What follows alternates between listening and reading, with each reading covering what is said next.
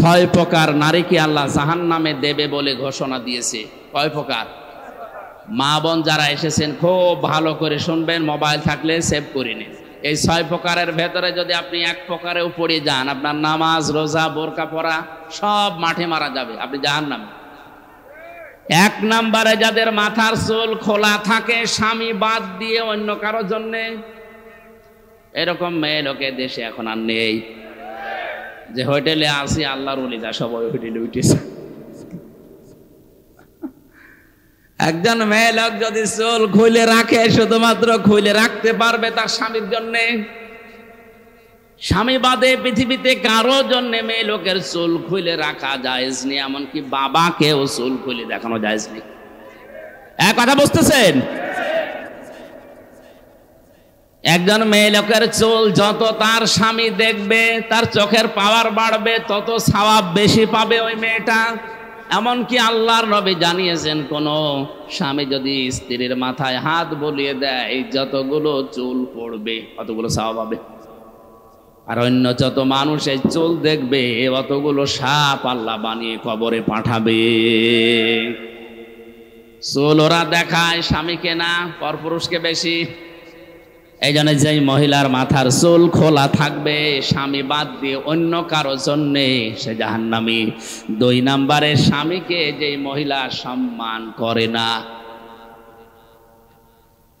তিন নম্বরে স্বামীকে বাদ দিয়ে দেবর ননদ বা অন্য কারো সাথে যারা হাসি তামাশায় লিপ্ত থাকে বেশি সময়, স্বামীর কাছে আসলে মুখ গোমরা হয়ে থাকে।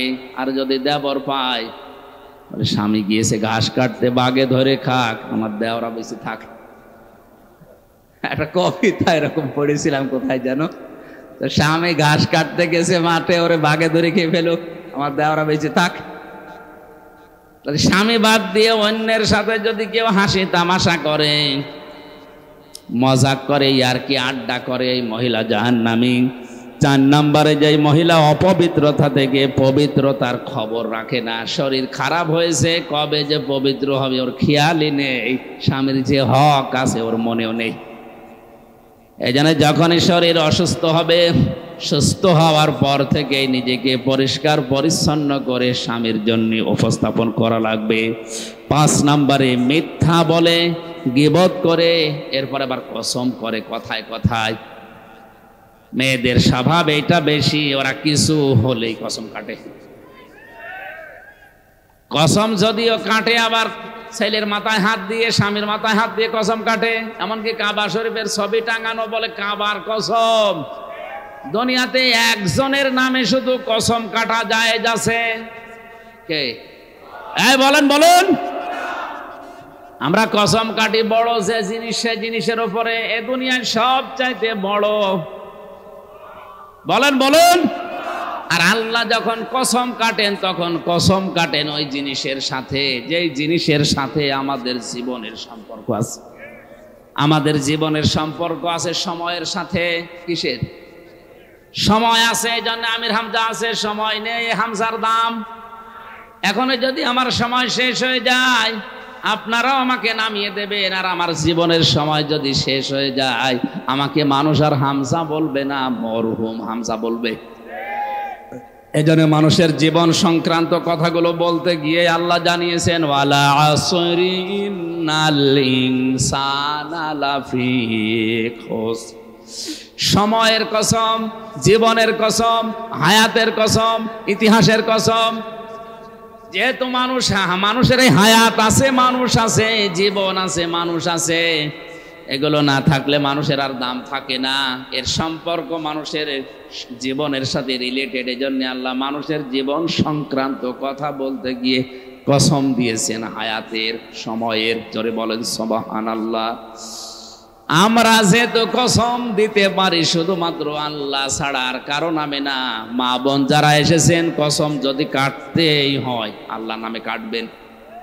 তাছাড়া পৃথিবীর কোনো পীর বাবার নামে, কোরআনের নামে, কাবা শরীফের নামে ছেলের মাথায় মেয়ের মাথায় হাত দিয়ে কসম কাটা জায়েজ নেই।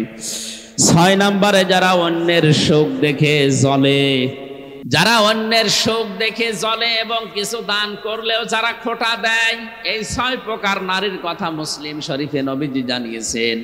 আশা করছি মা বোন যারা এসেছেন, এই 6 প্রকারের কোনো কিছু যদি আপনার ভেতরে থাকে, আপনি এই মুহূর্তে নিজেকে পাল্টাবেন। আল্লাহ আমাদেরকে এই যে 4টা অপরাধের কথা বলেছিলাম, ওজনে কম বেশি করা, খাদ্যে ভেজাল দেওয়া, দুনিয়া শান্ত হয়ে যাওয়ার পরে অশান্তি তৈরি করা, মানুষকে বিপদে ফেলার জন্য ওত পেতে থাকা, আর আল্লাহর রাস্তা থেকে মানুষকে ফেরানোর জন্য চেষ্টা চালানো, এই গুনাহগুলো থেকে যদি আল্লাহ আমাদেরকে না বাঁচান, আমরা যদি চেষ্টা না করি, ভূমিকম্পের মতো এই জিনিস আবার আসবে। আল্লাহ আমাদেরকে একটা মানার তৌফিক দেন, আমিন। কবরে কি করে রবে একা একা, অন্ধকারে বাতি নাই, বদ্ধ ঘরে সাথী নাই, তোমার প্রিয়াও দেবে না তোমারে দেখা, কবরে কি করে রবে একা একা। মশারি নাই, বালিশ নাই, কেমন করে ঘুমাবে ভাই, নাই আর কন্ডিশনের ঠাই, নাই হিটার পাখা, নির্জন নিরালা নিঝুমে, শীত গরমে একই রুমে, নির্জন নিরালা নিঝুমে, শীত গরমে একই রুমে, থাকতে হবে টানা ঘুমে, বিধাতার লেখা, কবরে কি করে রবে একা একা, ভাবো কবরে কি করে রবে একা একা।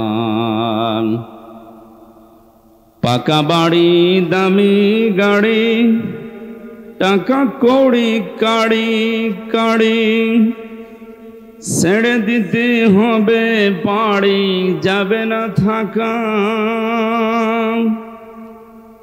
তোমার বসার চেয়ার, টাকার সিন্ধুক, আত্মরক্ষার পিস্তল বন্দুক, তোমার বসার চেয়ার, টাকার সিন্ধুক, আত্মরক্ষার পিস্তল বন্দুক, পড়ে রইবে বিশাল মল্লুক, প্রিয় এলাকা,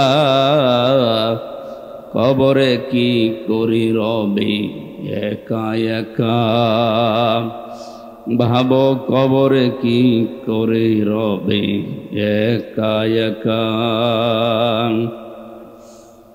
এক মুহূর্ত যে সন্তানে না দেখলে ঝড় ওঠে প্রাণে, তাদের ছেড়ে গরস্থানে থাকবে যে একা, তারা বছরে 2-1 পাশে যাবে জিয়ারতের আসে, কোটি বছর সবুজ ঘাসে, কোটি বছর সবুজ ঘাসে থাকবে যে ঢাকা, কবরে কি করে রবে একা একা, অন্ধকারে বাতি নাই, বদ্ধ ঘরে সাথী নাই, তোমার প্রিয়াও দেবে না তোমারে দেখা, কবরে কি করে রবে একা একা। আল্লাহ রাব্বুল আলামিন বলেন, ওয়ানজালনা ইলাইকাদ যিকরা লিতুবাজ্জিনা লিন-নাসি মা নুযিলা ইলাইহিম ওয়া লাআল্লাহুম ইয়াতাফাক্কারুন। সূরা নাহলের 44 নম্বর আয়াতের শেষের দিকে আল্লাহ জানিয়েছেন, হে নবী, এই কিতাব, এই জিকির, এই আলোচনা আপনার কাছে আমি কেন দিলাম জানেন? আপনি জীবিত মানুষদের সামনে স্পষ্ট ব্যাখ্যা বিশ্লেষণ করে বোঝাবেন, আর যারা আপনার কথা শুনতে আসবে তাদের একটা দায়িত্ব দিলাম, তারা এই কথাগুলো শোনার পরে বাড়ি যেয়ে যেন চিন্তা ভাবনা করে। যেন এই মাহফিল প্রতিদিন হয় না, 1 বছর পরে মাত্র 4-5 ঘন্টার জন্য হচ্ছে, সেখানে আমার মাত্র 1 ঘন্টা 10-15 মিনিট। এই 1 ঘন্টা 10-15 মিনিটের ভেতরে যে কথাগুলো কোরআন থেকে হাদিস থেকে গবেষণামূলকভাবে আমরা বলার চেষ্টা চালাবো, আপনাদের উচিত হচ্ছে এই কথাগুলো নিয়ে আসলে আমাদের প্র্যাকটিক্যাল লাইফে চিন্তা ভাবনা করা। তাহলে নবীজির প্রথম 23 বছরে ফল ছিল, পরের 23 বছরে তিনি হিরো বানিয়েছিলেন হযরতে ওমরের মতো, আবু বকরের মতো। এমনকি তার সামনে যখন বিদায় হসে 27 মিনিটের বক্তব্যের সময় মানুষ ছিল তার সামনে প্রায় 1,14,000। কয়জন? 1,14,000 মানুষের সামনে শেষ ভাষণ দেওয়ার সময় নবীজি বলেছিলেন, তারাক্তু ফীকুম আমরাইন, আমি 2টি জিনিস তোমাদের জন্য রেখে গেলাম। লাং তাদিল্লু, তাদিল্লু মজারে বর্তমান ভবিষ্যৎ, প্রেজেন্ট ফিউচার। এর আগে লান এসেছে, আরবি গ্রামার অনুযায়ী কথাটার অর্থ দাঁড়ায় কখনোই তোমরা পথ ভ্রান্ত হবে না, পথভ্রষ্ট হবে না, লাঞ্ছিত হবে না।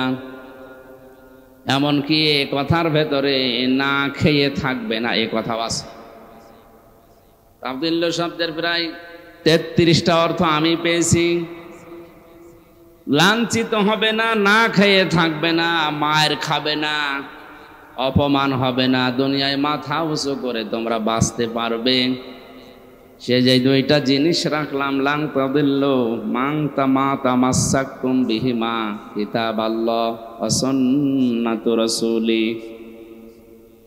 1 নম্বরে তোমাদের জন্য আমি আল্লাহর কিতাব কোরআনে কারীম রেখে গেলাম, 2 নম্বরে আমার সুন্নাহ, আমার আদর্শ রাখলাম। জোরে বলেন সুবহানাল্লাহ।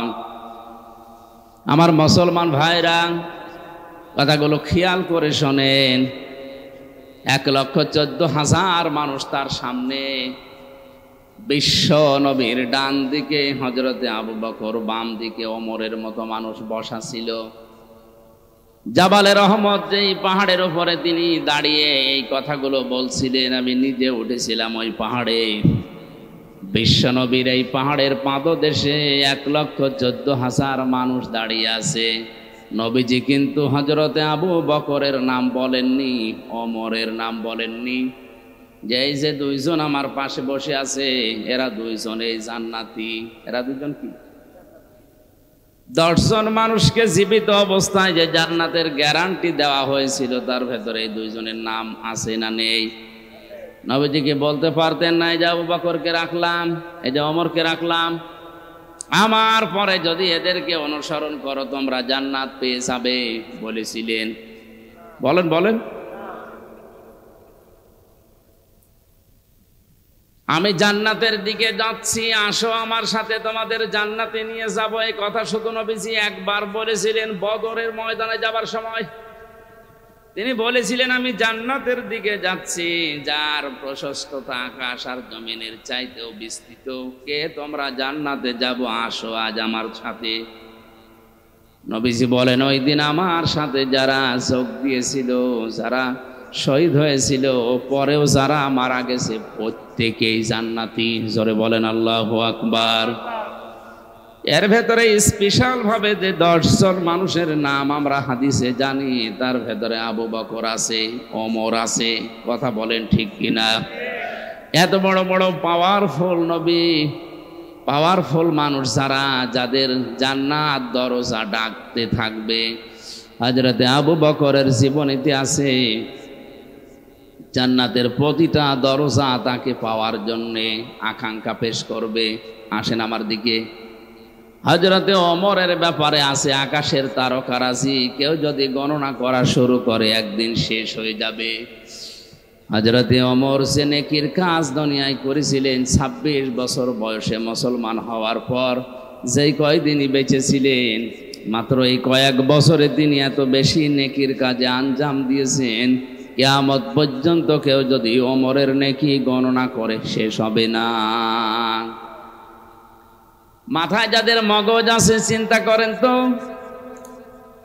যে মানুষগুলো সামনে পেছনে বসে আছে এই মানুষগুলোকে নবীজি নাম ধরে বলতে পারলেন না কেন, যে এদেরকে রেখে গেলাম, এদের মেনে নিলেই জান্নাত পেয়ে যাবে, এ কথা বলেননি এই কারণে, এই কারণ নবী ছাড়া কারো ঈমান নিরাপদ না। যে কোনো সময় মানুষকে শয়তান বেঈমান করে ফেলতে পারে।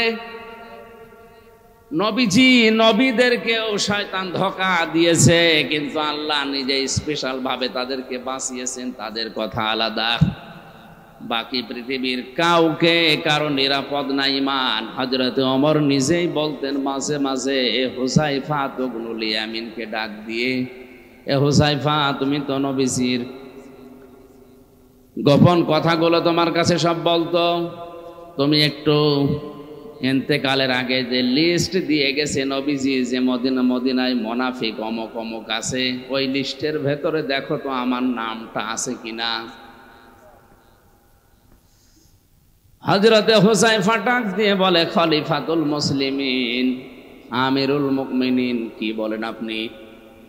জান্নাতের গ্যারান্টি দিয়েছে নবীজি নিজে আপনাকে, আর আপনি বলেন আপনার নাম মুনাফিকের খাতায় আমি দেখব, এ কেমন কথা? হযরত ওমর চোখের পানি ফেলে দিয়ে বলেন, ভাই হুযায়ফা, আমি নবীজির কাছেই শুনেছি দুনিয়াতে কারো ঈমান নিরাপদ না মরণের আগ পর্যন্ত। আমি এখনো পর্যন্ত জানি না আমি নিরাপদে ঈমান নিয়ে মরতে পারবো কিনা। এই জন্য অন্তত দেখো মুনাফিকের যে লিস্ট আছে ওর ভেতরে আমার নামটা আছে কিনা, যদি থাকে আমি এখনো মরণের আগে তওবা করে ফিরে আসতে পারবো। মাওলানা আশরাফ ভাই হয়তো মুনাফিকদের যে আচরণগুলো ওগুলোই বলছিলেন, আমি হালকা হালকা শুনেছি। আমি কোরআন হাদিস পড়ে মুনাফিকের প্রায় 13টা গুণ পেয়েছি। কয়টা? আমরা অধিকাংশ মানুষ 3টা জানি। কথা বললে মিথ্যা বলে, ওয়াদা করলে ভঙ্গ করে, আমানত রাখলে খেয়ানত করে, ঝগড়া হলে গালি দেয়। এরকম অনেকগুলো আমি গবেষণা করে করে কোরআন হাদিস থেকে 13টা পেয়েছি। মুনাফিকদের এই আচরণগুলোই হয়তো উনি বলছিলেন, শেষ করতে পারেননি ভাই আমার। এই সমস্ত গুণাগুণগুলো, জারগুলো, এই আচরণগুলো যদি কারো ভেতরে পাওয়া যায়, বুঝবেন তার ভেতরে নিফাকি আছে, মুনাফিকি আছে। আর মুনাফিককে আল্লাহ যদি মরণের পরে জাহান্নামে দেয়, আবু জেহেলের উপরে দেবে না, আবু জেহেলের নিচে দেবে। মুনাফিককে আল্লাহ যদি জাহান্নামে দেয়, আবু জেহেলের উপরে দেবে না নিচে? কোথায় আছে আন্দাজে বলেন না। সূরা নিসা 140 নম্বর আয়াতে আল্লাহ পাক বলেন, ইন্নাল্লাহা জামিউল মুনাফিকিনা ওয়াল কাফিরিনা ফি জাহান্নামা জামিআ। অবশ্যই আমি আল্লাহ জাহান্নামের ভেতরে একত্রিত করব মুনাফিক এবং কাফেরদের। আগে কার নাম বলেন বলেন? আবু জেহেল মুনাফিক ছিল না কাফের? আয়াত দ্বারা বোঝা যায় যারা মুনাফিক এরা কিন্তু আবু জেহেলের নিচে থাকবে না, এরা থাকবে উপরে। আরে ভাই আপনি তো উল্টাপাল্টা বলেন। আবু জেহেল যদি জাহান্নামে পড়ার পরেই থেমে যায়, মুনাফিক থামবে না, একেবারে নিচে থাকবে। ইন্নাল মুনাফিকিনা ফিদ দারকিল আসফালি মিনান নার ওয়া লান তাজিদা লাহুম নাসীরা। অবশ্যই মুনাফিকদের জায়গা হবে জাহান্নামের একেবারে নিচে। আসফাল ইসমে তাফসিল, এর চাইতে আর নিচে নেই, একেবারে নিচে তাদের জায়গা দেব।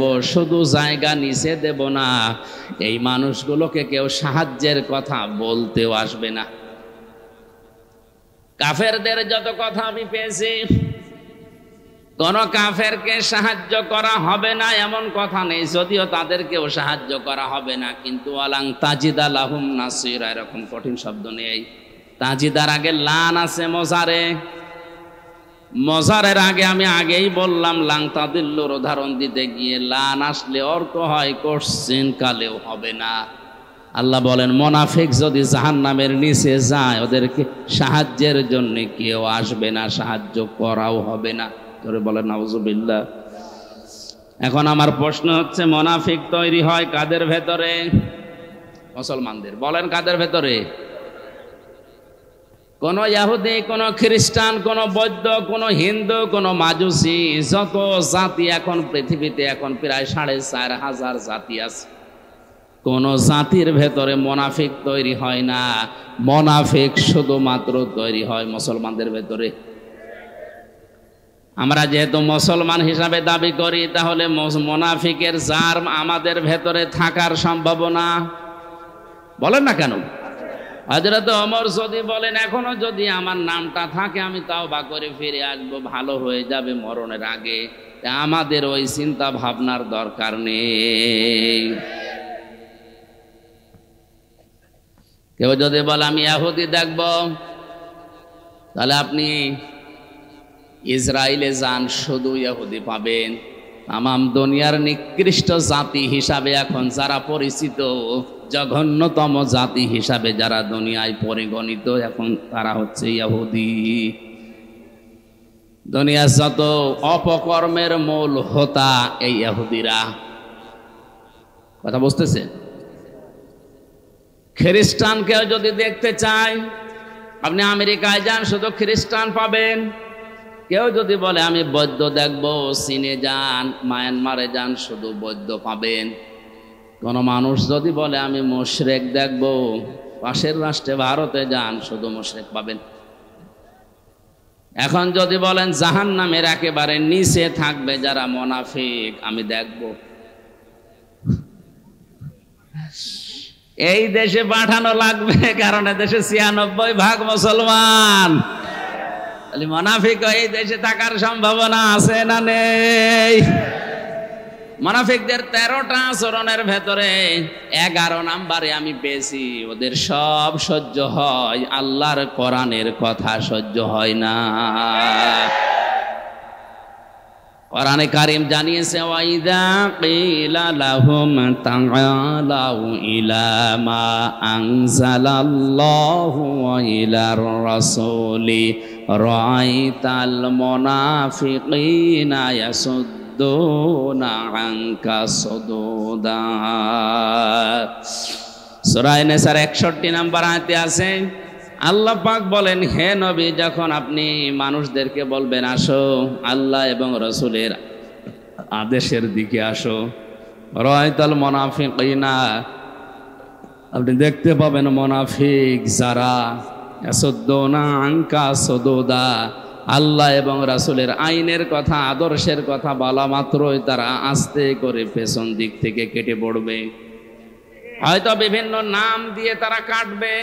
কিছু কিছু মানুষ বলবে এটা রাজনীতি। আজ দেশে বলে না, আল্লাহর আইনের কথা বলতে গেলে, রাসূলের আদর্শের কথা সঠিকভাবে তুলে ধরতে গেলেই বলে এইটা রাজনীতি, এ ওয়াজ হচ্ছে না, আস্তে করে চলে যায়। আপনি বলেন 1500 বছর আগে সূরা নিসার 61 নম্বর আয়াতে আল্লাহ যা যা বলেছে বাংলাদেশের সাথে এখন মিলে যাচ্ছে। আমার তো মনে হয় আমি যে কথা বলছি এখন খাপের খাপ মুনতাজের আপনি যা যাচ্ছে না, মুনাফিকে দেশে এখন আছে। আল্লাহর আইনের কথা বললে এর কাছে রাজনীতি মনে হয়, রাসূলের আদর্শের কথা বললে, রাসূলের বিচার ব্যবস্থার কথা বললে এর কাছে রাজনীতি মনে হয়। বলে এটা আমাদের সংবিধানের বাইরের কথা। পৃথিবীর সবচাইতে বড় সংবিধান আল্লাহর কোরআন। وَكَذَلِكَ أَنزَلْنَاهُ حُكْمًا عَرَبِيًّا وَلَئِنِ اتَّبَعْتَ أَهْوَاءَهُمْ بَعْدَ الَّذِي جَاءَكَ مِنَ الْعِلْمِ مَا لَكَ مِنَ اللَّهِ مِنْ وَلِيٍّ وَلَا وَاقٍ। জোরে বলেন আল্লাহু আকবার। সূরা রদের ভেতরে আল্লাহ পাক জানিয়েছেন হে নবী, এই কোরআনকে আমি আল্লাহ দুনিয়ায় সংবিধান করে নাজিল করলাম। এইটা বাদ দিয়ে কোনো মানুষ যদি মন মস্তিষ্কের তৈরি করা মন মতো আইন কানুন নিয়ম নীতি বানিয়ে পরিবার সমাজ চালাতে চায়, সে কাউকে সাহায্যকারী হিসাবে পাবে না। জোরে বলেন নাউজুবিল্লাহ। এই জন্য আমাদের উচিত হচ্ছে, আমরা যেহেতু মুসলিম, আমাদের একমাত্র আদর্শ হওয়ার কথা যার নাম বলেছি উসওয়াতুন হাসানা, দুনিয়ায় কেউ না, মুহাম্মাদুর রাসূলুল্লাহ। আজকের পোস্টারের প্রথমে আপনারা লিখে দিয়েছেন, তোমাদের জন্য রাসূল সাল্লাল্লাহু আলাইহি ওয়াসাল্লামের জীবনে মহত্তম বা সর্বোত্তম আদর্শ লুকিয়ে আছে আল কোরআন। এটা সূরা আহজাবের 21 নম্বর আয়াতের প্রথম অংশে আছে। আমার প্রশ্ন, পরবর্তী শব্দগুলো লিখতে আপনি মিলান যদি না থাকে, কোরআনে কারীম আমার সামনে সূরা আহজাবের 21 নম্বর আয়াতকে সাক্ষী রেখে বলছি, মরণের পরে বিনা হিসাবে বিনা বিচারে আপনি জাহান্নামে। আপনি যতই নামাজ পড়েন, রোজা রাখেন, 5 কলি 10 কলি 20 কলি মাথায় দেন, যদি মনে করেন আমার তো ঈমান আছে না, আপনার ঈমান নেই। কারণ এই 3টা গুণ যদি কারো না থাকে, সে রাসূলুল্লাহকে আদর্শ পায়নি। আর রাসূল যার আদর্শ হয়নি, ওর ঈমান নেই, ওটা বেঈমান।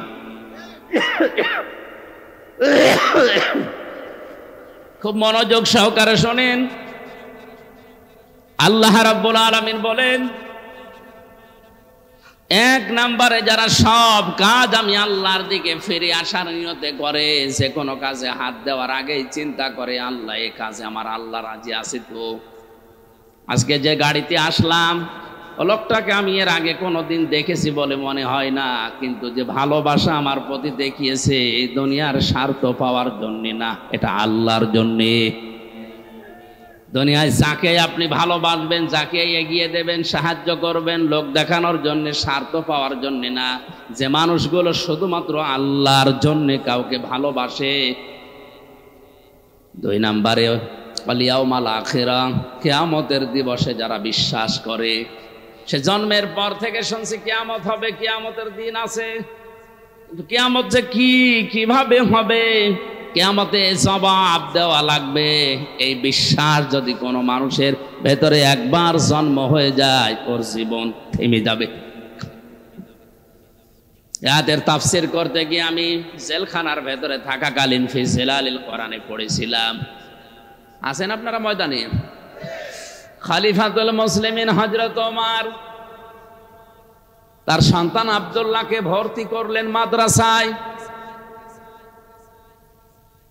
ওই সময় হযরতে আলী ছিলেন প্রধান বিচারপতি, তার সন্তান হোসাইন ওই একই মাদ্রাসায় ভর্তি হয়েছে।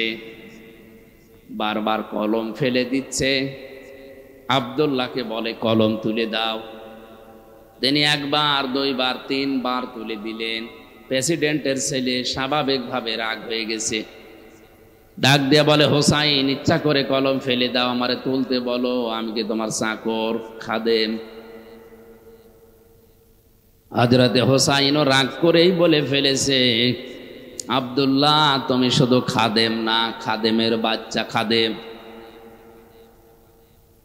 মেম্বারের ছেলেকে এরকম গালি দিলে তারও মেজাজ খারাপ হয়, আর তিনি দেশের প্রেসিডেন্টের ছেলে। এক দৌড়ে বাড়িতে গিয়ে বলে, আব্বা আমি আর মাদ্রাসায় যাব না। কেন? হোসাইন আমারে গালি দিয়েছে, আমি নাকি খাদেমের বাচ্চা খাদেম।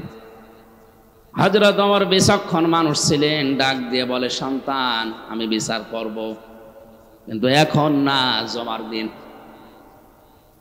দিন। তিনি খুতবা দিচ্ছিলেন, বক্তব্যের মাঝখানেই তিনি দাঁড়িয়ে বললেন, এখানে হযরত হোসাইন আছে? বলে হ্যাঁ। এদিকে আসো, তুমি আমার ছেলেটাকে গালি দিয়েছো খাদেমের বাচ্চা, চাকরের বাচ্চা বলে? বলে হ্যাঁ দিয়েছি।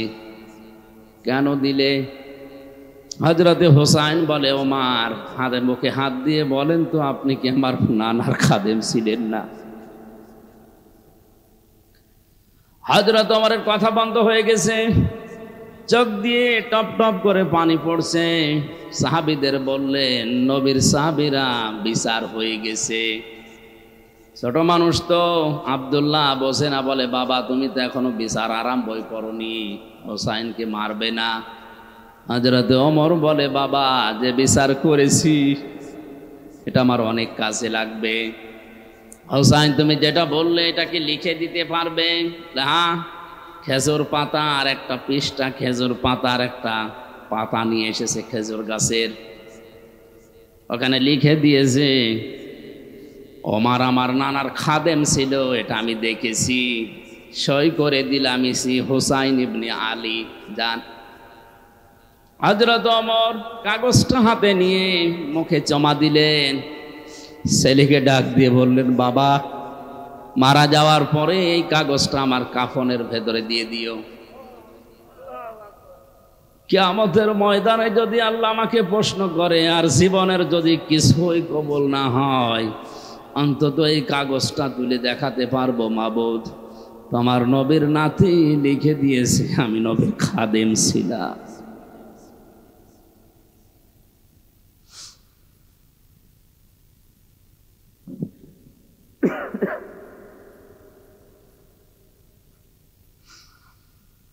এই ওসিলাই হলেও তুমি আমাকে আজকে মাফ করে দাও। এই ধরনের মানুষেরা কিয়ামতের যে বিশ্বাস, যে ভয় তাদের ছিল, এরপরও একটা দুর্বল হাদিস বলছি শিক্ষার জন্যে। হযরত ওমরেরও আল্লাহর দরবারে নিজের জীবনের মাত্র কয়েক বছরের হিসাব দিতে লিখেছিল, প্রায় 12 বছর। ইন্তেকালের পরে প্রায় 12 বছর পার হয়ে গেল। হযরতে আব্দুল্লাহ একবার স্বপ্ন দেখলেন, হযরত ওমর সুন্দর পোশাক পরে নদী থেকে আসতেছে গোসল করে। ডাক দিয়ে বলে, বাবা কোথায় ছিলেন? কতদিন আপনাকে দেখি নাই। হযরতে ওমর বলে, বাবা আজকে 12 বছর আমি দুনিয়ার জীবন ছেড়েছি, মহান আল্লাহ আমার জীবনের হিসাব নিচ্ছিলেন। শেষ পর্যন্ত তিনি আমাকে বলেছে, ওমর তোরে মাফ করে দিলাম। কারণ আল্লাহ যদি কারো প্রতি ন্যায় বিচারও করে সে বাঁচবে না, যদি সঠিক বিচারও কারো প্রতি করে সে বাঁচবে না। অন্যায় বিচার তো আল্লাহ করেই না, ন্যায় বিচার করলেও কেউ পার পাবে না। আল্লাহ যদি কাউকে বাঁচাতে চায় বলবে শেষে যে তোরে মাফ করে দিলাম। আল্লাহ যদি অবিচার করে এ কথা বিশ্বাস করবেন না, আল্লাহ অবিচার করেন না। আল্লাহ যদি কারো উপরে ন্যায় বিচার করেন সে বাঁচবে না, সে ধরা খাবে। কথা বুঝতেছেন? আল্লাহ অবিচার, কথা বলেন না কেন? আল্লাহ অবিচার, ন্যায় বিচার করলে বাঁচার কোনো উপায়। আল্লাহর কাছ থেকে যদি কেউ বাঁচতে চায় একটা মাধ্যম আছে, যে আল্লাহ আমারে মাফ করে দাও। হযরত ওমর বলেন, আমারে শেষ পর্যন্ত আল্লাহ ডাক দিয়ে বলেন, ওমর তোরে মাফ করে দিলাম। ফেরেশতা আমারে নিয়ে গোসল করিয়ে জান্নাতের নহর থেকে এই যে সাদা পোশাক জান্নাতের, এটা পরিয়ে আমাকে বলছে, যান আপনি জান্নাতে যান। ও কক্সবাজারবাসী, হযরত ওমরের যে জীবনী শুনলেন, আকাশের তারকার চাইতে যার নেকির কাজ জীবনে বেশি ছিল। কোন রাস্তা দিয়ে গেলে শয়তান পর্যন্ত 40 দিন ওই রাস্তায় যেতে ভয় পেত। এত বড় পাওয়ারফুল মানুষ নবীজি বলেন, একবার আমার স্ত্রীরা আমার কাছে এইটা দেন ঝগড়া করছিল। হযরতে আবু বকর আসলেন, স্ত্রীদের ঝগড়া থামে না। হযরতে ওসমান আলী এসেছে, তাদের ঝগড়া থামে না। হযরতে ওমর কিছুক্ষণ পরে বাইরে থেকে সালাম দিয়েছে, আসসালামু আলাইকা ইয়া রাসূলুল্লাহ। স্ত্রীরা বলছে, আপনি থাকেন, আমরা গেলাম। কারণ এখন যে লোকটা এসেছে এর মুখের আগে হাত চলে। হযরতে ওমরকে দেখে ওই দিন নবীজি বলেছিলেন, ওমর তুমি যে রাস্তা দিয়ে চলো ও রাস্তায় শয়তান পর্যন্ত চলে না। এই ধরনের মানুষ যদি কিয়ামত নিয়ে এই টেনশনে থাকে, আমাদের কি হয়েছে বলেন?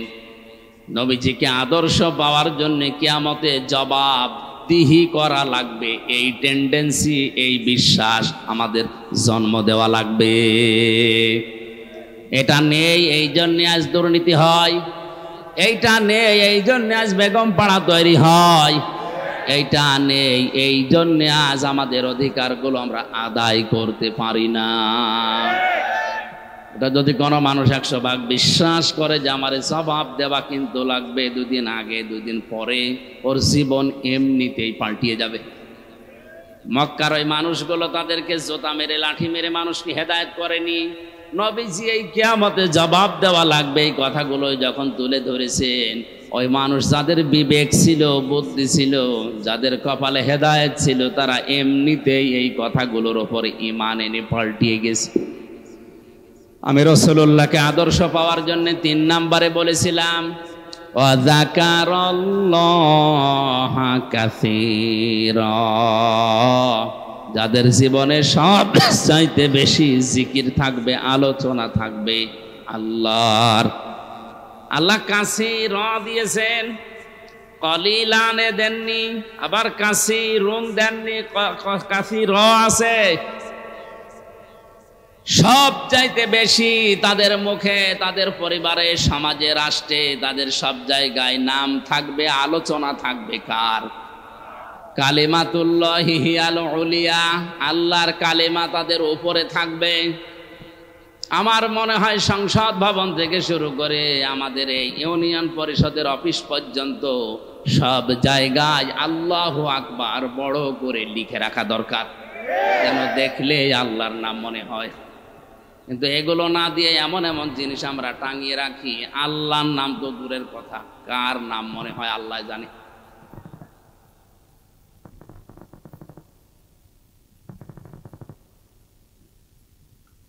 আল্লাহ রাব্বুল আলামিন বলেন, রাসূলুল্লাহকে যারা আদর্শ হিসাবে এই 3টা গুণ অর্জন করে পাবে, বিশ্ব নবী মুহাম্মদুর রাসূলুল্লাহ রাসূলুল্লাহ হওয়ার পর থেকে আতঙ্কে ছিলেন। কিসে ছিলেন বলেন? বলেন। 1 থেকে 40 বছর তার সমস্যা হয়নি। 40 থেকে 63, 23 বছরে 82 বার তাকে ডাইরেক্ট হত্যা করার জন্য ইহুদিরা চেষ্টা চালিয়েছে। শুধু চেষ্টাই চালিয়ে শেষ করে দেয়নি, মরণের পরেও তার লাশ পর্যন্ত চুরি করার জন্য তারা ব্যস্ত ছিল। এজন্য ওই 23 বছর রাসূলুল্লাহকে যারা মেনে নিয়েছে তারাও বিপদে পড়েছে, কিন্তু 1 থেকে 40 যারা ওই সময় মেনেছিল, তার সাথে ছিল, তাদের কোনো বিপদ হয়নি। এমনকি পুরো আরব জাহানে তাদের একটা শত্রুও ছিল না। আর রাহিকুল মাখতুম, এই ঐতিহাসিক সিরাত গ্রন্থে আপনি দেখবেন 1 থেকে 40 বছর পর্যন্ত নবীজির পেছনে মানুষ ছিল না, তা না ছিল। কারণ হিলফুল ফজল যেদিন গঠন করেন তার সাথে ওই এলাকার যুবকেরা অনেকেই যোগ দিয়েছিল। সামাজিক উন্নয়নমূলক অনেক কাজ তিনি এই সংগঠনের মাধ্যমে এলাকায় করতেন। কিন্তু দুঃখজনক হলেও সত্য, একটা শত্রু তার ওই সময়ের ভেতরে তৈরি হয়নি। একই মানুষ 40 বছরে কোরআনে কারিমটা হাতে পাওয়ার পরে যতদিন এইটা তার কাছে ছিল ততদিন তার শত্রুর অভাব ছিল না। এই জন্য আমরা যদি কেউ বলি আমি নবীওয়ালা কাজ করি না, আপনি মোহাম্মদ ইবনে আব্দুল্লাহর কাজ করেন, এই জন্য আপনার সমস্যা হয় না। কেউ যদি রাসূলুল্লাহর কাজ আরম্ভ করে, রাসূলুল্লাহর যেভাবে আরম্ভ হয়েছিল 3 বছর তিনিও জেলে ছিলেন, আপনারও থাকা লাগতে পারে।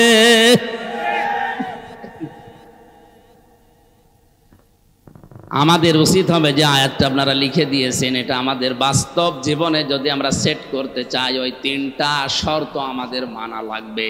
এ শর্তগুলো আমার, আল্লাহর। আরো জোরে বলেন কার? আল্লাহ আমাদের মেনে নেওয়ার তৌফিক দিন, জোরে বলেন আমিন। আমার আলোচনার বিষয় বলেছিলেন কোন পাপে কোন গজব। জবান খুলে কোরআনের এই সোনালী আয়াত সূরা রুম 41 নম্বর আয়াতটা পড়েছি, পড়েন। আউযু বিল্লাহি মিনাশ শাইতানির রাজিম, বিসমিল্লাহির রহমানির রহিম।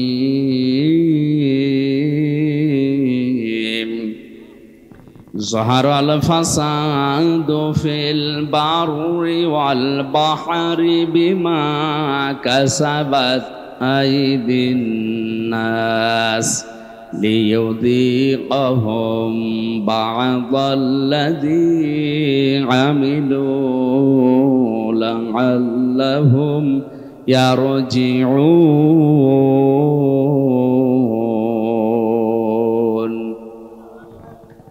আল্লাহ রাব্বুল আলামিন বলেন, জলে স্থলে যে বিপর্যয়, যে অশান্তিগুলো, যে গজবগুলো দেখতে পাও, এগুলো আমি একটাও দিতে চাই না। এগুলো সব তোমাদের হাতের পাপ কামাই করা ফসল। আমি কেন এগুলো দেই মাঝে মাঝে জানো? অতিবৃষ্টি, অনাবৃষ্টি, মাঝে মাঝে এ জমিনকে ঝাঁকুনি দেই, আমরা যেটা ভূমিকম্প বলে শুনি। এগুলো কেন করি? লিইউযিকাহুম বা'দাল্লাযী আমিলু। তোমরা যে আমল করেছো, কাজ করেছো, আমল আবার দুই প্রকার। আমল কয় প্রকার? একটা বদ আমল, একটা নেক আমল। এই বদ আমল যারা দুনিয়ায় করে তাদেরকে আমি আল্লাহ একটু থামাতে চাই, এই আযাবগুলো দিয়ে তাদেরকে আমি আল্লাহ একটু বাধা দিতে চাই, দেখি তারা ফিরে আসে কিনা। লাআল্লাহুম ইয়ারজিউন। আমি চাই যে তারা ফিরে আসুক। কপাল পোড়া মানুষ আমরা, মাঝে মাঝে এগুলো আমাদের সামনে আসতেছে, এগুলো দেখার পরও আমরা ফিরে আসা দূরের কথা, আমাদের বিদ্যা আরো বাড়ে। সূরা শুরার ভেতরে আল্লাহ জানিয়েছেন, এটা 29 নম্বর আয়াতে আছে, ওমা সাবাকুম মিন মুসিবাতিন ফাবিমা কাসাবাত আইদিকুম ওয়া ইয়াফু আন কাসীর। তোমরা যত অন্যায় করো, পাপ করো, সব পাপের শাস্তি যদি আমি আল্লাহ দেই, শ্বাস ফেলার সময় তোমরা পেতে না। আমি আল্লাহ অধিকাংশগুলোই মাফ করে দেই, কিছু পাপের শাস্তি দুনিয়ায় পাঠাই যেন তোমরা আমি আল্লাহর দিকে ফিরে আসতে পারো। বাংলার মুসলমানেরা আজকে আমি কয়েকটা পয়েন্টের উপরে সাজিয়েছি। আমি দেখতে চাই এই পাপগুলো যদি বাংলাদেশে হয়, ওগুলোর জন্য আপনি যতই দোয়া দরুদ পড়েন, তাবিজ কবজ গলায় দিন, থামাতে পারবেন না। আল্লাহর শাস্তি ওটা ছেড়ে দেওয়া লাগবে।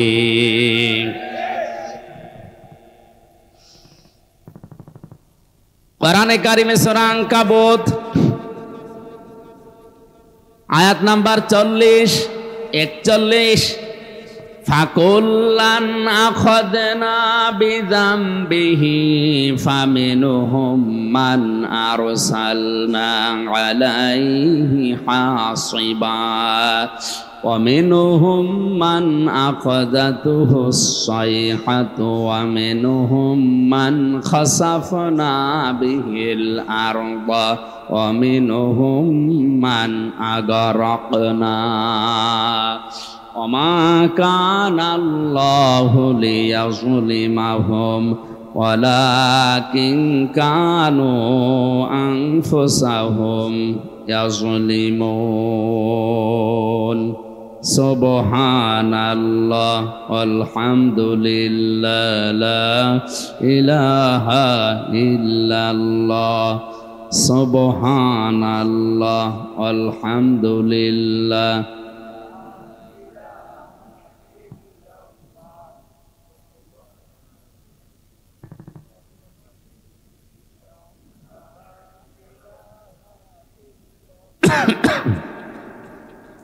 জিকির জোরে করেন। সুবহানাল্লাহ আলহামদুলিল্লাহ লা ইলাহা ইল্লাল্লাহ লা ইলাহা ইল্লাল্লাহ মুহাম্মাদুর রাসূলুল্লাহ। আয়াত বুঝতে কষ্ট হচ্ছে?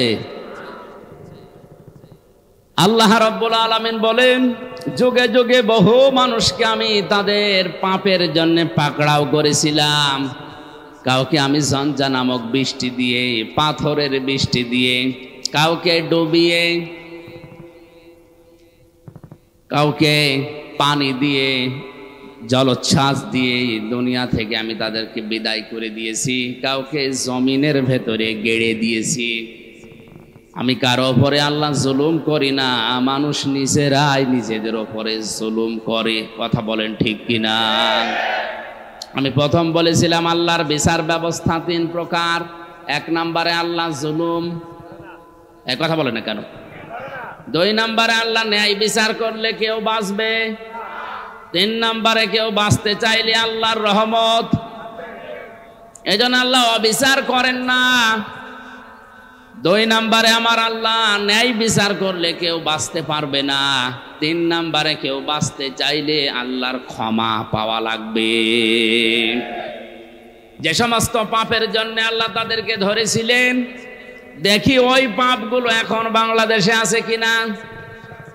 আল্লাহ রাব্বুল আলামিন বলেন, ওয়াইলা মাদিয়ানা আখাহুম শুআইবা ক্বালা ইয়া কওমি ইবুদুল্লাহা মা লাকুম মিন ইলাহিন গায়রু ক্বাদ জাআতকুম বায়্যিনাতুম মির রাব্বিকুম ফাআউফুল কাইলা ওয়াল মিজানা ওয়ালা তাবখাসুন নাসা আশিয়াআহুম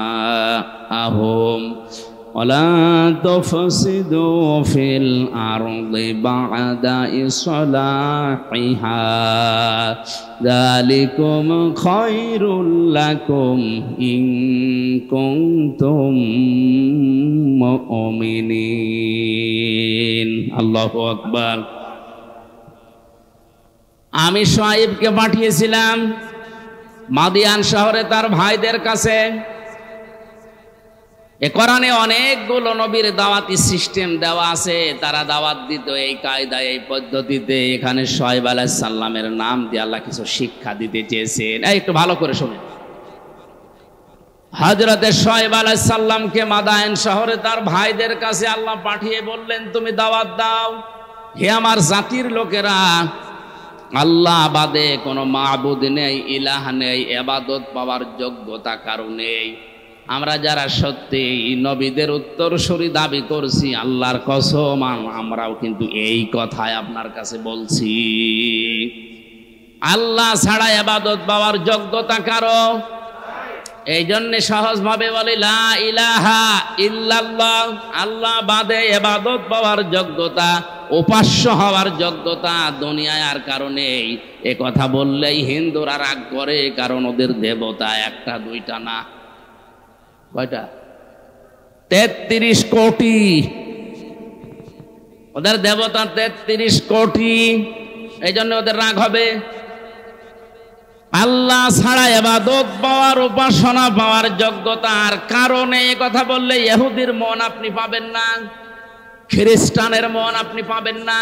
ওয়ালান তারদা আনকাল ইয়াহুদু ওয়ালান নাসারা হাত্তা তাত্তাবিআ মিল্লাতাহুম কুল ইন্না হুদাল্লাহি হুয়াল হুদা। হে নবী, কখনো ওরা আপনার পদে ইহুদি খ্রিস্টানরা রাজি হবে না যতক্ষণ আপনি তাদের যে ধর্ম অনুসরণ না করবেন। ওদের ধর্মে খোদা কয়জন? 33 কোটি। কারো 3 জন, কারো 2 জন। বিভিন্ন জিনিসকে তারা খোদা হিসাবে মেনে নিয়েছে, উপাস্য হিসাবে ইবাদত পাওয়ার যোগ্যতা তারা ভাগ ভাগ করে দিয়েছে। একমাত্র জাতি মুসলিম। 175 কোটি মানুষের ভেতরে হয়তো ভুল ত্রুটি থাকতে পারে, কিন্তু লা ইলাহা ইল্লাল্লাহর ব্যাপারে কোনো পার্থক্য আমাদের নেই। আমরা মনে প্রাণে বিশ্বাস করি, এ কথা কাজে লাগাতে চাই। আল্লাহ ছাড়া ইবাদত পাওয়ার যোগ্যতা কারো, উপাসনা পাওয়ার যোগ্যতা কারো। নবীদের দাওয়াত এইটাই ছিল, ইয়া কওমি ইবুদুল্লাহ মা লাকুম মিন ইলাহিন গায়রু, আল্লাহর ইবাদত করো কারণ তিনি ছাড়া কোনো ইলাহ নেই।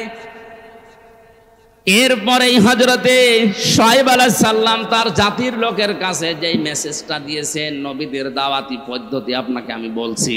ক্বাদ জাআতকুম বাইয়িনাতুম মির রাব্বিকুম, অবশ্যই তোমাদের রবের পক্ষ থেকে তোমাদের কাছে স্পষ্ট দলিল, প্রমাণ, নিয়ম নীতি, আইন কানুন এসেছে।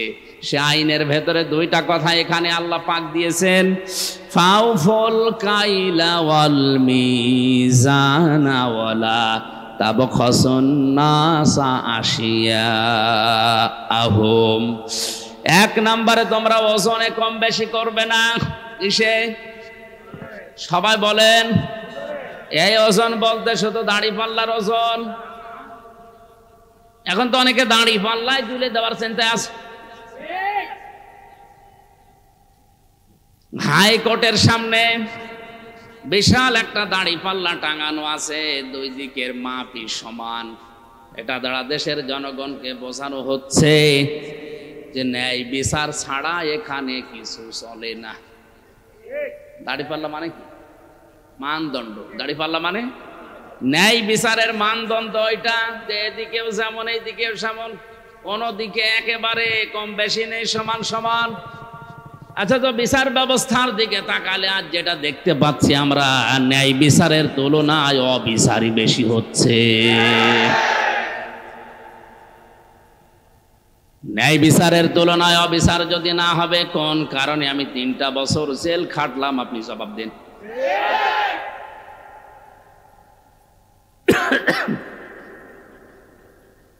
হযরতে শুআয়ব ডাক দিয়ে বলেছিলেন, আমার জাতির লোকেরা তোমরা এই পাপটা ছেড়ে দাও, ওজনে কম বেশি করবা না। কারণ এই পৃথিবীতে আল্লাহ যত মানুষকে লানত দিয়েছেন, বরদুয়া দিয়েছেন, তার পয়লা নম্বরে তারা। ওয়াইলুল লিল মুতাফফিফিন আল্লাযীনা ইযা তালু আলান নাসি ইস্তাওফুন ওয়া ইযা কালুহুম আও ওয়াসানুহুম ইখসিরুন। ধ্বংস হয়ে যাক, বরবাদ হয়ে যাক, আমি আল্লাহর লানত ওই মানুষগুলোর উপরে যারা ওজনে কম বেশি করে। কিসে? বলেন বলেন। এই ওজন বলতে যারা দোকানদার তারা না, এই যে এইটাও এইটাও, এই যে মঞ্চটা, এই যে মেম্বারটা, এটা হক কথা বলার জায়গা। এখানে বসে যারা সঠিক কথাগুলো বলতে চায় না, তারাও কম বেশি করছে। প্রাইমারি স্কুল থেকে বিশ্ববিদ্যালয় পর্যন্ত যারা শিক্ষকতা করছেন, এটা যেহেতু রেকর্ড হচ্ছে, কালকেই তামাম দুনিয়ায় ছড়াবে। আমার বিশ্ববিদ্যালয়ের স্যাররা অনেকে মন খারাপ করে, আমি জানি। আল্লাহর কসম, শিক্ষক যারা আমার মাথার তাজ, আপনাদেরকে আমি ভালোবাসি। আমি কোরআন আপনাদের কাছেই পড়েছি, যতটুকু আমি বুঝেছি। আপনারা ওইভাবে বুঝেন না কেন? প্রাইমারি থেকে বিশ্ববিদ্যালয় স্যার পর্যন্ত যে যতটুকু পেয়েছে, ওজনে কম বেশি করা মানে নেওয়ার সময় বেশি নেয়, দেওয়ার সময়। এদের প্রতি লানত কার? এই কথা বলা লাগবে, লানত কার? বিশ্ববিদ্যালয় স্যার হওয়ার জন্য কত জ্ঞান লাগে, এটা আমি নিজে অনার্স মাস্টার্স করতে গিয়ে দেখেছি। একজন ডক্টর 45 থেকে 50 মিনিটের একটা ক্লাস নেয়, কমপক্ষে 40-50টা বইয়ের রেফারেন্স তার দেওয়া লাগে। কারণ সামনে যারা বসে আছে ওরা গরু ছাগল না, সব মেধাবী। বিশ্ববিদ্যালয়ে গরু ছাগল চান্স পায়? বাংলাদেশের মেধা যাদের বেশি তারাই ওখানে যায়, আর তাদের সামনে বসে 40-45 মিনিট আপনি বক্তব্য দেবেন। সলিমদ্দি কলিমদ্দির মতো না, কোনো কনসার্ট না, এক টান দিয়ে দিলাম, একটা দুলিয়ে দিলাম, হয়ে গেল না। অন্তত বিশ্ববিদ্যালয়ে যারা ক্লাসের মতো ক্লাস নেয়, তাদের 40-50টা বইয়ের রেফারেন্স দেওয়া লাগে। কারণ আমরা জানি ভার্সিটিতে কোনো বই ওইভাবে নেই। স্যারদের লেকচারগুলো থেকে লাইব্রেরিতে হাজার হাজার বই আছে, ওখান থেকে বাছাই করে প্রশ্নের উত্তর তৈরি করা লাগে। এই যে স্যাররা এই পর্যায়ে যেতে তাদের কত মেহনত করা লেগেছে, তারাও তাদের শিক্ষকের কাছ থেকে কত কিছু পেয়েছে। নেওয়ার সময় তারা তো ঠিক মতোই নিয়েছে, কিন্তু দেওয়ার সময় অধিকাংশ স্যাররা আমাদেরকে ওইভাবে দিতে চায় না। আজ প্রাইমারি থেকে আপনি তাকান, মাদ্রাসা বলেন, স্কুল বলেন, কলেজ বলেন, ভার্সিটি বলেন, সব জায়গায় ক্লাসে 45 মিনিটে যেটা দেওয়ার কথা ওইটা ঠিক মতো দেয় না, বলে প্রাইভেট করা, কোচিং করা লাগবে। এই যে আপনি নেওয়ার সময় ঠিক মতো নিয়েছিলেন, দেওয়ার সময় ঠিক মতো দিলেন না, এইটাই ওয়াইলুল লিল মুতাফফিফিন। আপনি তো নেওয়ার সময় ঠিক মতোই নিয়েছিলেন, যদি ওইভাবে দিতেন আমার আর প্রাইভেট পড়া লাগতো না, কোচিং করা লাগতো না। বেশি বলে ফেললাম। এইটাই চলছে অধিকাংশ ভার্সিটির স্যাররা, রাজশাহী বলেন, কুষ্টিয়া বলেন, বরিশাল বলেন, চট্টগ্রাম বলেন, এই সমস্ত জায়গা থেকে ঢাকায় যে প্রাইভেট ভার্সিটিতে ক্লাস নেয়। সরকার আপনারা যেখানে রেখেছে এই জায়গায় আপনি যতগুলো টুকু পেয়েছিলেন ওইটা ডেলিভারি দিতে পারেন না। হযরতে শুআয়ব নবী এই কথা তার জাতির কাছে বললেন যে তোমরা ওজনে কম বেশি করবা না। আলা তাবখাসুন নাসা আশিয়া, এক একটা শব্দের ভেতরে লক্ষ লক্ষ কথা এরকম পয়েন্ট আকারে আছে, যত টানবেন তত বের হবে। আমার শরীরের দিকে, গলার দিকে আর ঘড়ির দিকে তাকে আমি খুব তাড়াতাড়ি করছি। ওয়ালা তাবখাসুন নাসা আশিয়াহুম ওয়ালা তুফসিদু ফিল আরদি বা'দা ইসলাহিহা। দ্বিতীয় নম্বরে, দুনিয়াতে শান্ত হয়ে যাওয়ার পরে অশান্তি করার জন্য পায় তারা করবা না, যেটা সবচাইতে বেশি চলছে এই বাংলাদেশে। যালিকুম খায়রুল লাকুম, এইটাই ভালো কাজ। ইন কুনতুম মুমিনিন, যদি মুমিন বলে দাবি করে থাকো, ওজনে কম বেশি করা আজকে থেকেই বন্ধ করা লাগবে। এই ওজনে কম বেশি মানে খাদ্যে ভেজাল দেওয়া আছে, এই কথা বলেন না কেন? আজ হাজারো মানুষ নিজের সন্তান, নিজের বউ, নিজের মা যেগুলো খাবে ওগুলোতে ফরমালিন দেয় না, বিষও দেয় না, ঔষধও দেয় না, ওগুলো দেয় শুধু তাদের যেগুলো অন্যরা খাবে।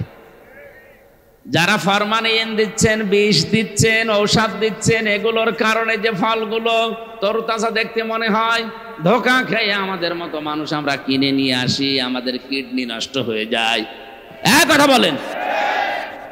এগুলো যারা করছেন ওই ব্যবসায়ীরা, আপনার দ্বারা আমার কিডনি, আমার হার্ট, আমার মস্তিষ্ক নষ্ট হয়ে যাচ্ছে, আপনি মানুষ হত্যা করার গুনাহ কামাই করছেন। আপনার উপরে আল্লাহর লানত, আল্লাহর বরদোয়া। ও বাংলার মুসলমানেরা, আল্লাহ যদি কাউকে বরদোয়া দেয়, বলেন ওরে কে আর বাঁচাবে? মানে এই মুহূর্ত থেকে ওজনে কম বেশি করা, খাদ্যে ভেজাল দেওয়া বন্ধ করা লাগবে।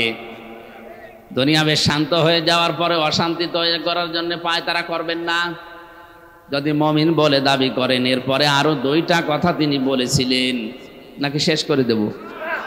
ওয়ালা তাকউদু বিকুল্লি সিরাতিন তুইদুনা ওয়া তাসুদ্দুনা আন সাবিলিল্লাহ মান আমানা বিহি ওয়া তাবগুনাহা ইওয়াজা ওয়াযকুরু ইয কুনতুম ক্বালিলান ফাকাসসারাকুম ওয়ানজুরু কাইফা কানা আকিবাতুল মুফসিদিন। আরেকটু খেয়াল করেন, আল্লাহ তাআলা বলেন তাদের আরেকটা অপরাধ ছিল, ওয়ালা তাকউদু সিরাত তাকউদু বিকুল্লি সিরাতিন তুইদুনা। ওরা মানুষকে ধরার জন্য বিভিন্ন রাস্তায় বসে থাকতো ওত পেতে। আজ বাংলাদেশে এই গণাটাই 15 বছরে সবচাইতে বেশি বেড়েছে। ওত পেতে থাকে, কখন কারে ধরিয়ে দেওয়া যায়। এ জেলায় মনে হয় এখনো শুরু হয়নি।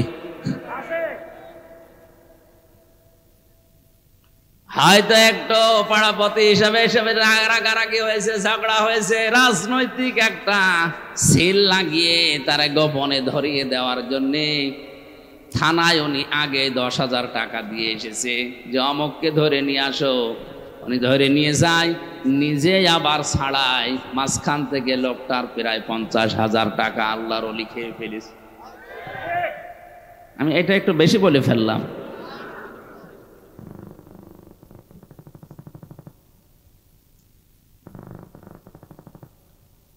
অতাসদ্দুনা আন সাবিলিল্লাহি, 2 নম্বরে তারা গুনাহ করত। 3-4 নম্বর এটা, 4 নম্বরে তাদের অপরাধ ছিল এইটা, ওরা আল্লাহর রাস্তা থেকে মানুষকে সরিয়ে দেওয়ার জন্য বিভিন্ন কায়দা কৌশল কাজ কারবার করত। এত কাজে মানুষ যাচ্ছে, কোনো অসুবিধা নেই। আল্লাহর দিকে, আল্লাহর পথের দিকে মানুষ আসলেই বাধা। এই গনাগুলোর জন্য আল্লাহ রাব্বুল আলামিন হযরতে শুআয়ব আলাইহিস সালামের জাতির উপরে যে গজব নাযিল করেছিলেন, এখনো যদি কোনো মানুষ এই কাজ কারবার কোনো বন্ধ না করে, জমিনে ওজনে কম বেশি করা, খাদ্যে ভেজাল দেওয়া, দুনিয়া শান্ত হয়ে যাওয়ার পরে অশান্তি করার জন্য পায়তারা করে বেড়ানো, মানুষকে বিপদে ফেলার জন্য মোড়ে মোড়ে বসে থাকা, এ থোকায় থোকায় শব্দটা আছে। অলা তাকউদু বিকুল্লি সিরাতিন তুইদুনা ওয়া তাসুদ্দুনা আন সাবিলিল্লাহ। তোমরা বসে থেকো না মানুষকে ধরিয়ে দেওয়ার জন্য, বিপদে ফেলার জন্য, কোন রাস্তার মোড়ে মোড়ে গোপনে, কিচ্ছু জানে না, ঘরে ঘুমিয়ে আছে, চোখ খুলে দেখছে সেলখানায়। কি গো, তুই গাছ কেটেছিস, তুই গাড়িতে আগুন লাগিয়েছিস, অথচ কিচ্ছু জানে না। দু একদিন ঠিক ওইভাবেই কেটে যাচ্ছে, চোখ খুলে আবার দেখছে বাড়িতে। কি গো, খোঁজ নিয়ে দেখা গেল বাড়ি থেকে প্রায় 2 লাখ টাকা চলে গেছে। এইটা যদি কেউ বন্ধ না করে, আমার আল্লাহ তাদের উপরে মাঝে মাঝেই ভূমিকম্প দেয়। রানা ফেলা যায় এমনি ঢসে পড়েনি। অনেকেই বলেছিল যে মনে হয় অনেকে এই ধাক্কা দিয়ে ফেলে দিয়েছে। আরে ভাই, ধাক্কা দিয়ে বিল্ডিং ফেলে দেওয়া, আপনি ফেলেন তো দেখি। 357টা বিল্ডিং এ ফাটল ধরেছে এবছরে। সারা বাংলাদেশের জরিপ, 357টার উপরে বিল্ডিং এ অলরেডি ফাটল ধরে গেছে। পানির স্তরগুলো, এই লেয়ারগুলো নেমে যাচ্ছে।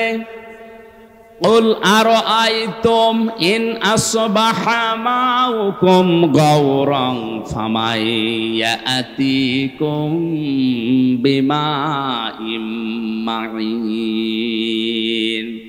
হে নবী, আপনি ওদেরকে বলেন তো, আমি যদি পানির লেয়ার নিচে নামিয়ে দেই, দুনিয়ায় কে আছে তোদেরকে পানি দেবে? কে বলছে? এই জন্য আমাদের উচিত হচ্ছে এই অপরাধগুলো যারা করছি বন্ধ করি, নয়তো যতই দোয়া দরুদ পড়েন, তাবিজ কবজ লাগান, কাবার ইমাম এনে দোয়া করালেও ভূমিকম্প বন্ধ করতে পারবেন না। কারণ 1500 বছর আগে কোরআনে আল্লাহ এই কথাগুলো জানিয়েই দিয়েছেন। আযাব গজব গুলো আসে এমনিতেই না। কক্সবাজারে তো আমার মনে হয় এই 2-3 দিন আসার পরে আমি যেটা দেখতে পাচ্ছি, যেভাবে ঢেউগুলো আসতেছে সাগরে, 10 হাত 15 হাত 20 হাত উঁচা হয়ে ঢেউ আসবে, আল্লাহর নির্দেশ শুধু লাগবে। না, আল্লাহ এটা পারে না।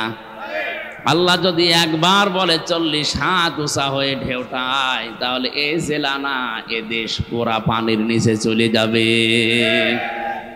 আল্লাহ এটা করতে 10 বছর লাগবে। ইন্নামা আমরুহু ইযা আরাদা শাইআন আইয়াকুলা লাহু কুন ফায়াকুন। আল্লাহ পাক বলেন, আমি যখন কোনো কাজের আদেশ করি তখন কিছুই লাগে না, শুধু কোন বলি, ফায়াকুন, এটা হতে 1 সেকেন্ডও সময় লাগে না।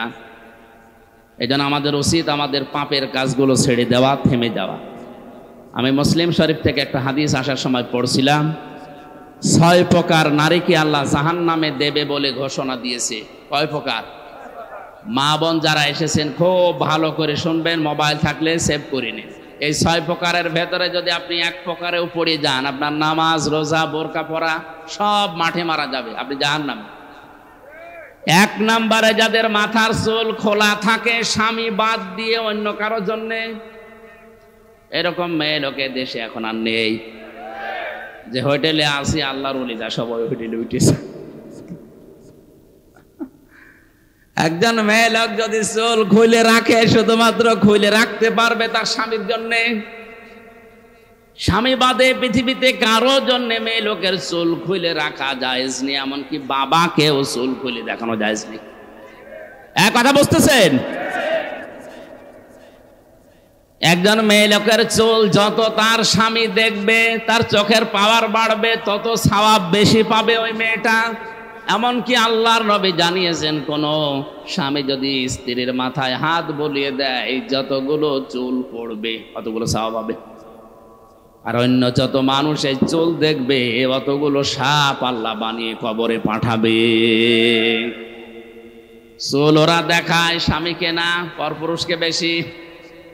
এই জন্য যেই মহিলার মাথার চুল খোলা থাকবে, স্বামী বাদ দিয়ে অন্য কারো জন্যে, সে জাহান্নামী। 2 নম্বরে স্বামীকে যেই মহিলা সম্মান করে না।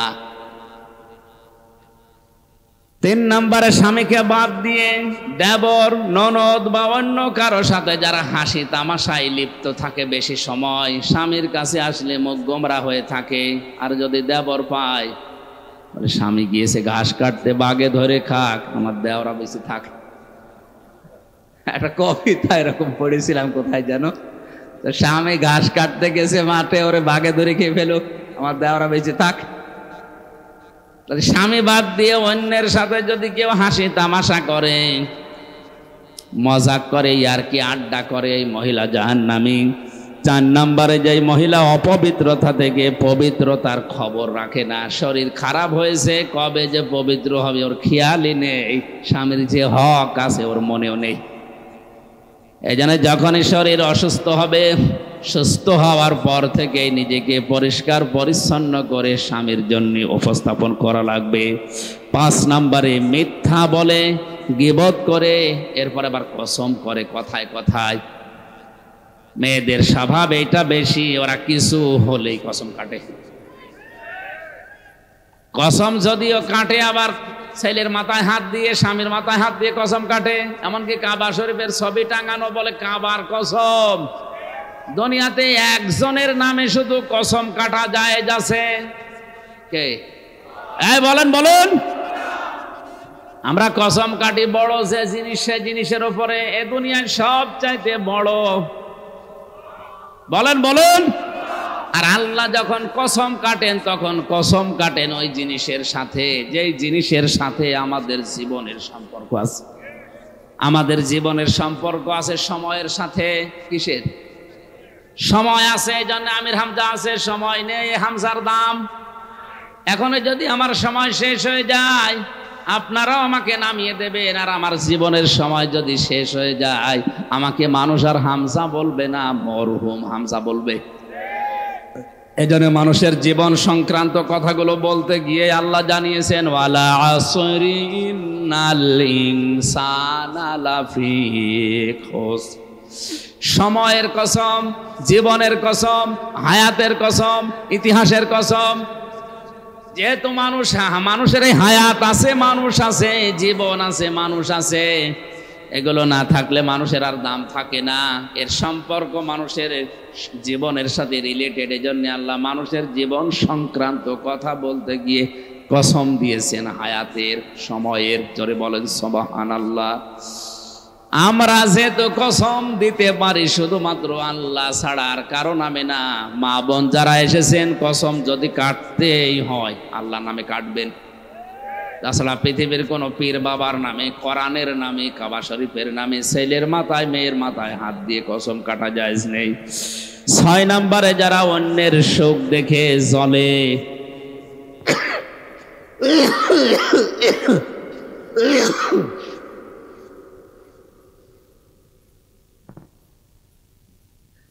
যারা অন্যের সুখ দেখে জ্বলে এবং কিছু দান করলেও যারা খোঁটা দেয়, এই 6 প্রকার নারীর কথা মুসলিম শরীফে নবীজি জানিয়েছেন। আশা করছি মা বোন যারা এসেছেন, এই 6 প্রকারের কোনো কিছু যদি আপনার ভেতরে থাকে, আপনি এই মুহূর্তে নিজেকে পাল্টাবেন। আল্লাহ আমাদেরকে এই যে 4টা অপরাধের কথা বলেছিলাম, ওজনে কম বেশি করা, খাদ্যে ভেজাল দেওয়া, দুনিয়া শান্ত হয়ে যাওয়ার পরে অশান্তি তৈরি করা, মানুষকে বিপদে ফেলার জন্য ওত পেতে থাকা, আর আল্লাহর রাস্তা থেকে মানুষকে ফেরানোর জন্য চেষ্টা চালানো, এই গুনাহগুলো থেকে যদি আল্লাহ আমাদেরকে না বাঁচান, আমরা যদি চেষ্টা না করি, ভূমিকম্পের মতো এই জিনিস আবার আসবে। আল্লাহ আমাদেরকে আয়াতটা মানার তৌফিক দেন, আমিন। বারাকাল্লাহু লানা ওয়া লাকুম ফিল কুরআনিল আযীম। সভাপতি সাহেবের অনুমতি নিচ্ছি, আমার শরীর খারাপ, আমি দোয়া করে দিলাম। আল্লাহুম্মা আমিন।